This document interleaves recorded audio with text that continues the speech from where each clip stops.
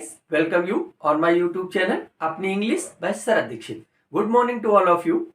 Today's topic is about will and shall confusion, because shall and will always create a confusion where you use shall, where you use will. But all the English grammar students, all the English language students, all time feel some difficulty and feel some confusion where will is suitable and where shall is suitable.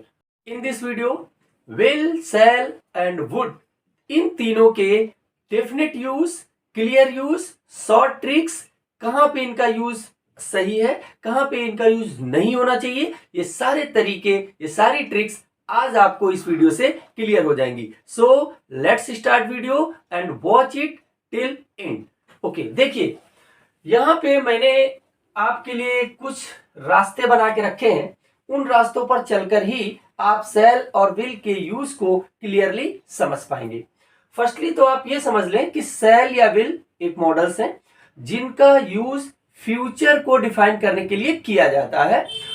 Video firstly तो आप ये समझ लें कि will और शैल models हैं जिनका use future को डिफाइन करने के लिए किया जाता है. बट अब कंफ्यूजन ये है कि हम कहां पे विल का यूज करें और कहां पे शैल का यूज करें. ये कंफ्यूजन आपको इस वीडियो के बाद बिल्कुल ही क्लियर हो जाएगा. देखते हैं कैसे.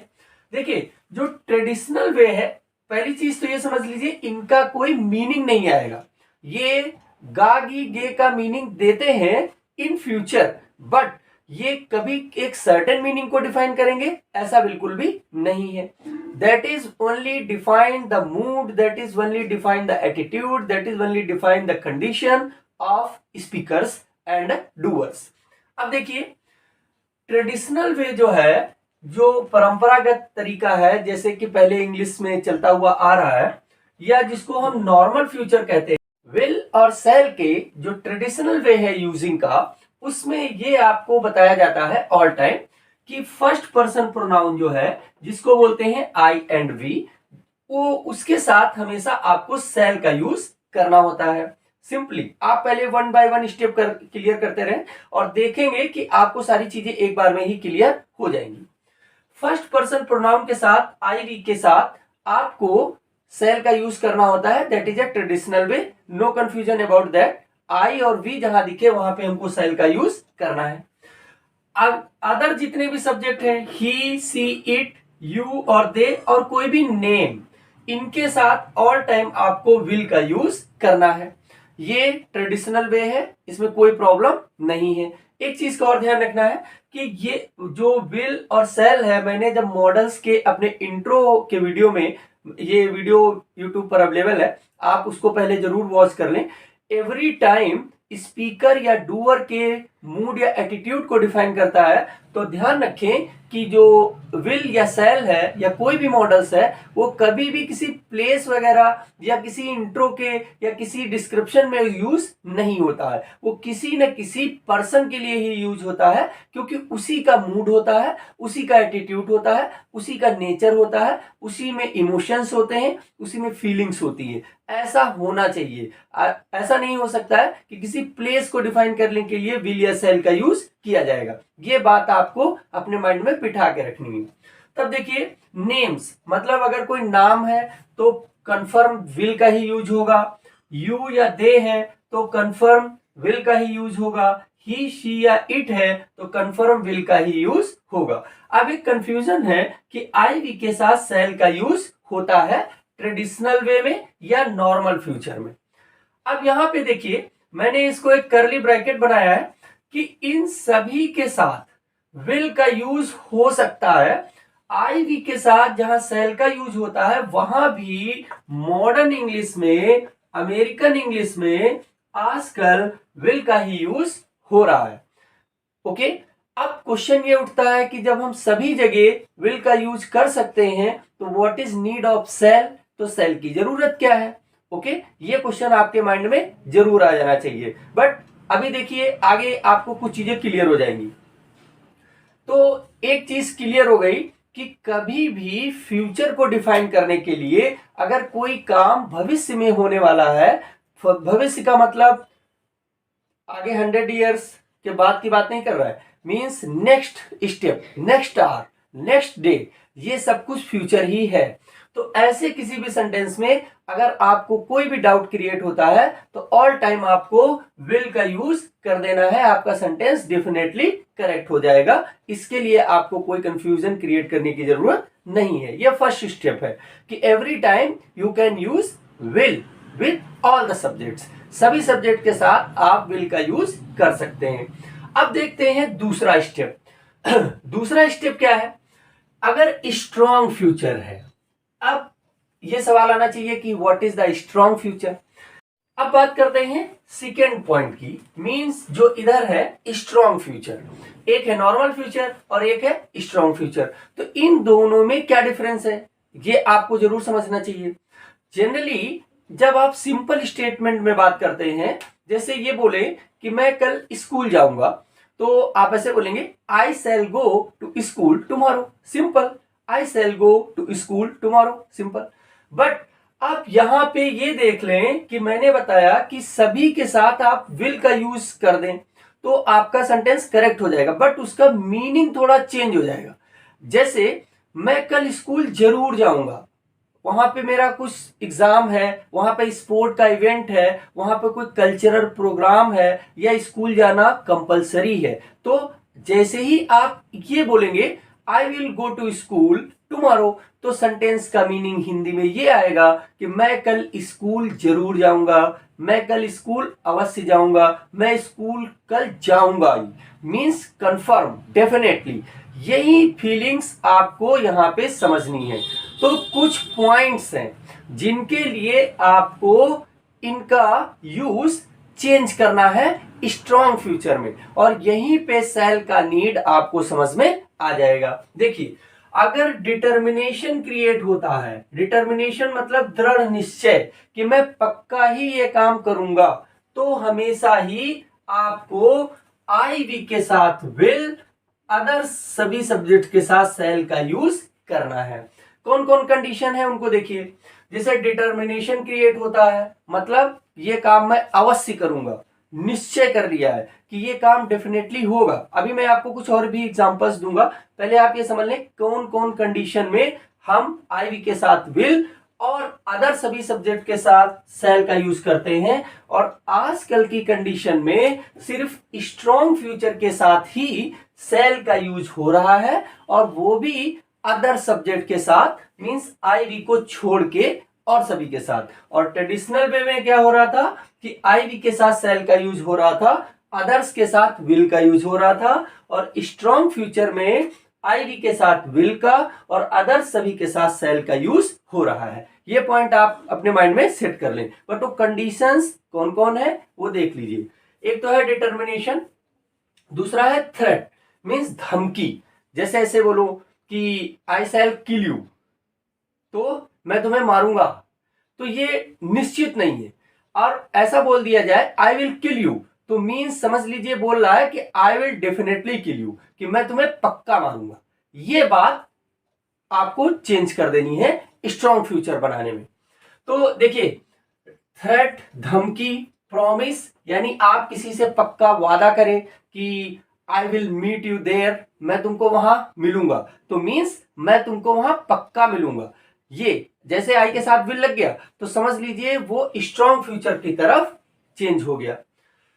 इम्फेटिक एक्शन, अगर कोई एक्शन पर जोर दिया जा रहा है, मतलब उस पर ही बहुत ज्यादा फोकस किया जा रहा है कि हमको ये काम करना ही करना है, तो हम हमेशा आई के साथ विल, अदर्स के साथ सेल का यूज करेंगे।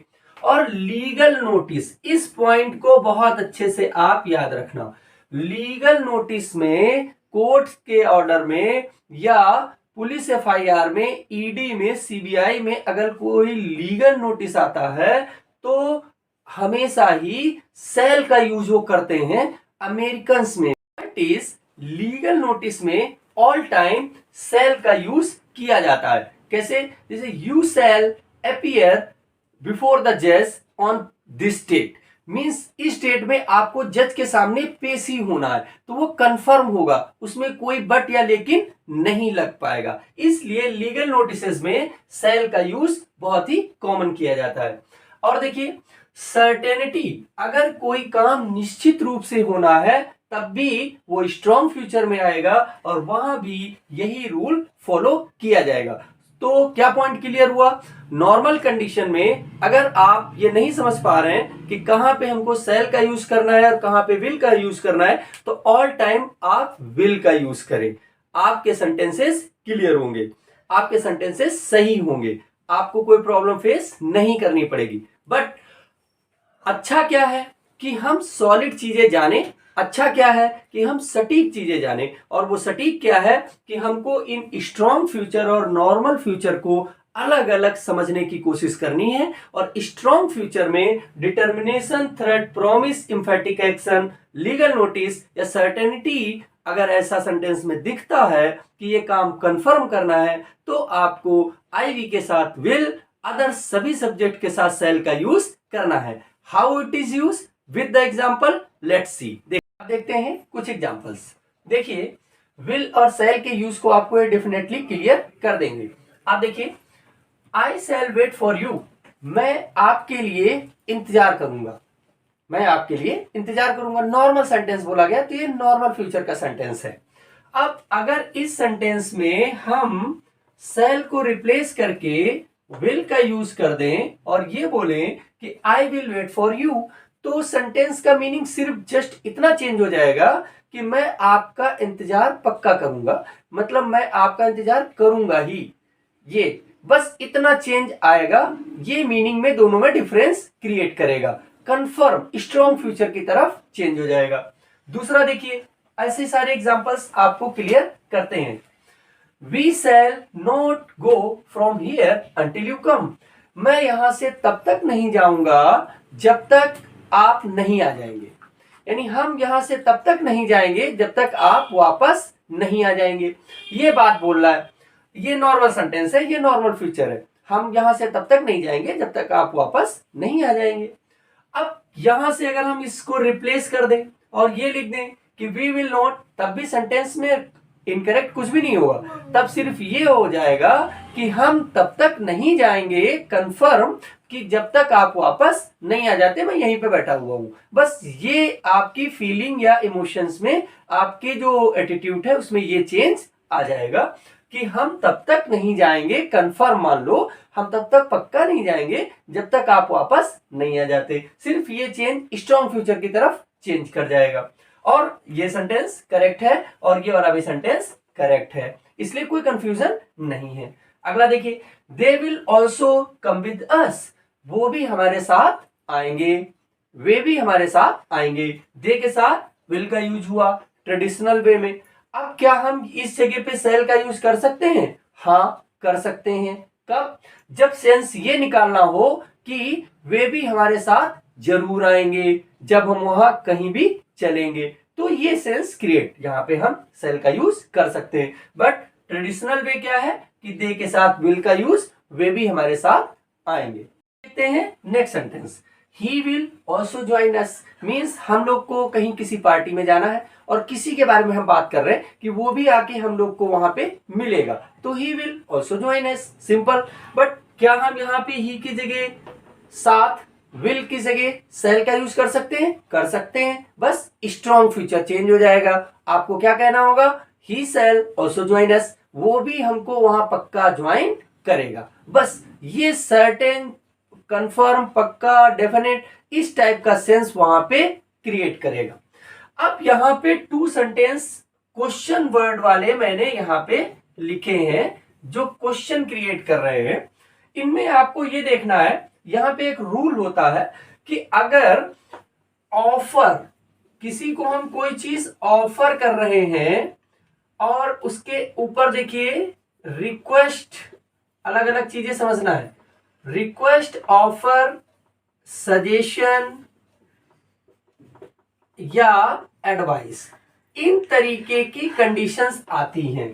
तो ये ऑफर, सजेशन और एडवाइस, इन सभी के साथ आपको ऑल टाइम सेल का यूज करना होगा। जैसे shall I carry your bag, मान लिया कोई एल्डर है, स्टेशन से आया है, आप उसको रिसीव करने गए हैं, तो उससे आप ऑफर करते हैं, अरे लाइए मैं आपका बैग ले लूंगा।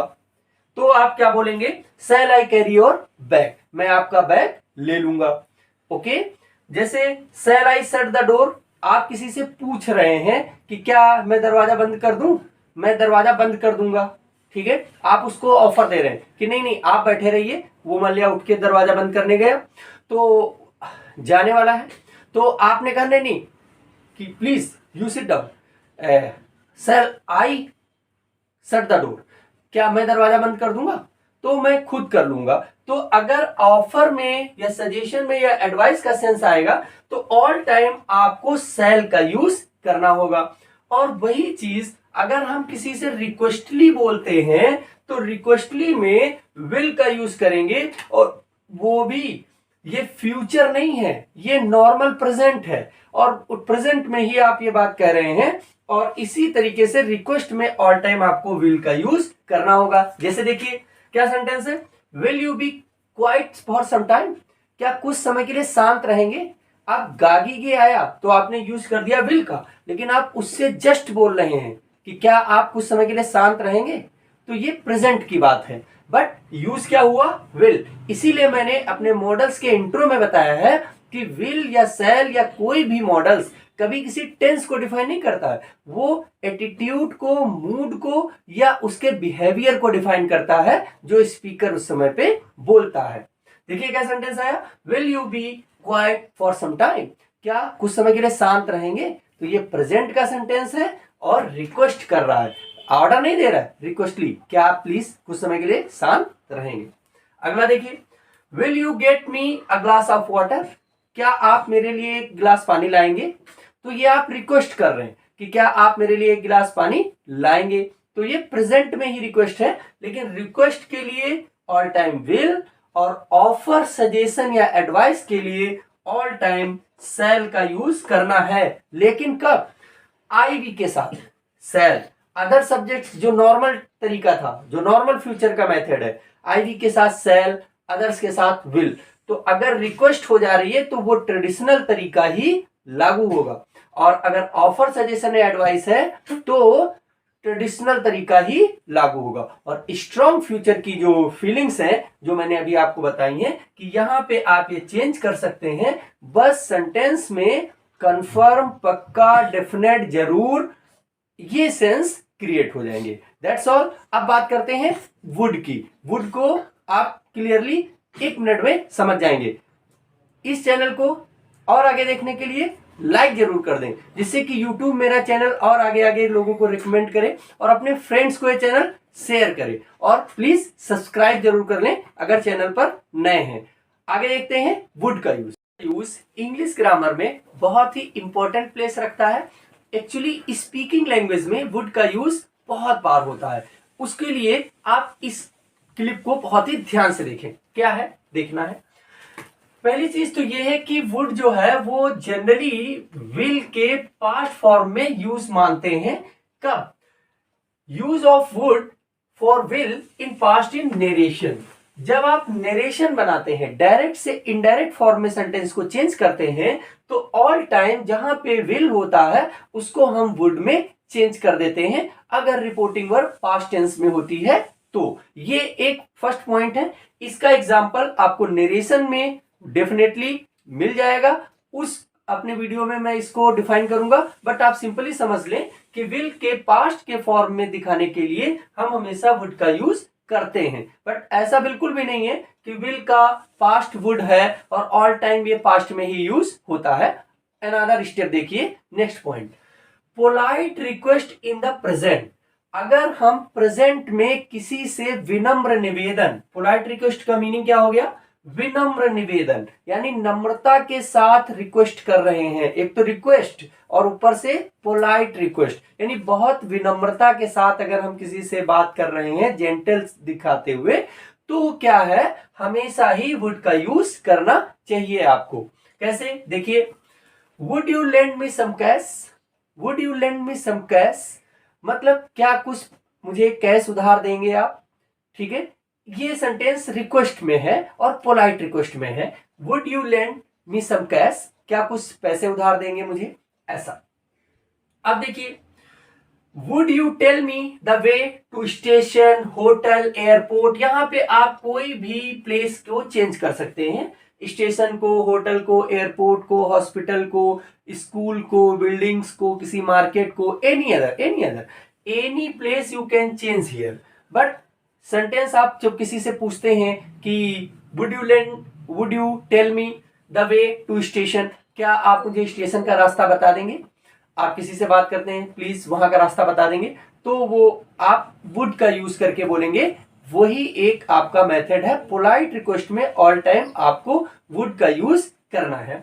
अच्छा, यहाँ पे देखिए, आज जब सारी चीजों को आप क्लियर करेंगे, यहाँ पे कुड का भी यूज हो सकता है कि क्या आप मुझे स्टेशन का रास्ता बता सकते हैं, तो तब भी आप वुड और कुड दोनों का यूज कर सकते हैं। बट अभी हम बात कर रहे हैं सिर्फ वुड की, इसलिए क्या बोलेंगे, would you tell me the way to station, would you tell me the way to airport, would you tell me the way to hospital, etcetera and etcetera. अब एक लास्ट पॉइंट बचा, अगर कोई हैपनिंग मतलब कुछ घटित होता था, कोई बात होती थी बैक साइड, पास्ट में। देखिए, इंसिडेंट मीन्स घटना, और कहां होती थी, पास्ट में होती थी। तो अगर ऐसा होता था तो उनमें हम ऑल टाइम वुड का ही यूज करेंगे। देखिए, some time my father would get angry with me, यानी आप अपने दोस्त से आज बात कर रहे हैं कि पीछे के दिनों के बारे में, तो आप उसको ये बात बताएंगे कि पापा मुझसे नाराज होते थे।